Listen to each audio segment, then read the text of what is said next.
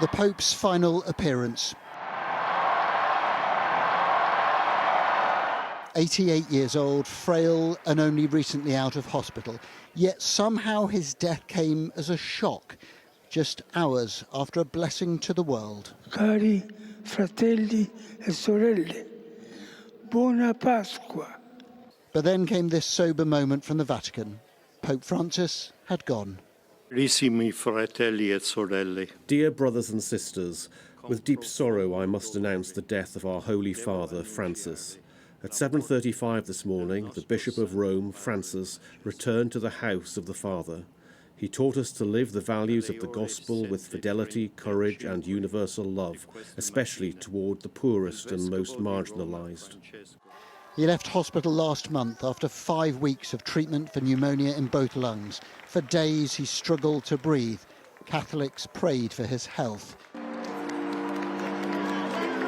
And there were signs he'd recovered: public appearances, a returning confidence, high-profile visitors. A fortnight ago, the Pope welcomed the King and Queen to the Vatican, his death prompting the King to write, "My wife and I were most deeply saddened to learn of the death of Pope Francis. Our heavy hearts have been somewhat eased, however, to know that His Holiness was able to share an Easter greeting with the Church and the world he served with such devotion throughout his life and ministry." The Prime Minister adding, "I join millions around the world in grieving the death of His Holiness Pope Francis. His leadership in a complex and challenging time for the world and the Church was often courageous, yet always came from a place of deep humility." In death, the Pope picked his own path again. He chose to be buried here at the Church of Santa Maria Maggiore in Rome and not at the Vatican. His death certificate revealing that he died of a stroke and not of the breathing issues that have so dogged his health recently. So good to see you.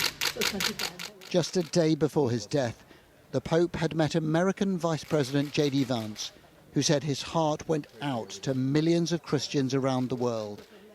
In Washington, while celebrating Easter, the President offered up a sign of respect. I just signed an executive order putting the flags of our country, all of them, all federal flags and state flags, at half-mast in honor of Pope Francis. So he was a good man, worked hard, he loved the world, and it's an honor to do that.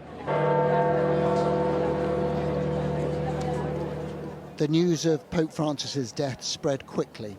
At the Vatican, people gathered to mourn and to pay tribute. It's very sad news, a great loss for the Church and for the whole world.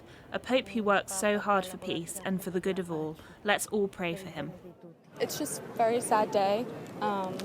It's honestly, I think, impressive that he made it to Easter. I think that's almost like a miracle for Italy. We come from Australia. We were hoping there was some chance to see him, but then we heard about it when we came in here, and yeah, it's pretty much devastated all of us.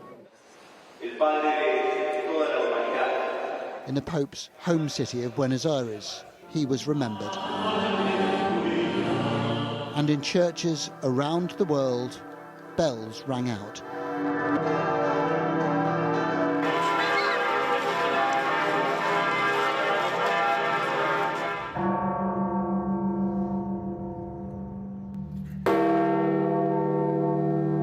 Bells also tolling at the Vatican, where giant bronze doors were half closed to mark the beginning of the Sede Vacanti, the period when the papal throne is empty. Among those who have gathered here, there is sadness, but also a sense of surprise. They knew the Pope was 88 years old, that he'd been in poor health, but he had also been here in St. Peter's Square just hours earlier, active. For many, there is a sense that a person who'd been so present in their lives has suddenly been taken away. Francis stayed close to his people until the very end, shaking hands, blessing babies, and celebrating Easter in his final hours. He will be remembered as the man who broke a mould, a liberal from Argentina, a bouncer who became a pope. The question for the Catholic Church is how to remember him and how to replace him. Adam Parsons, Sky News, Vatican City.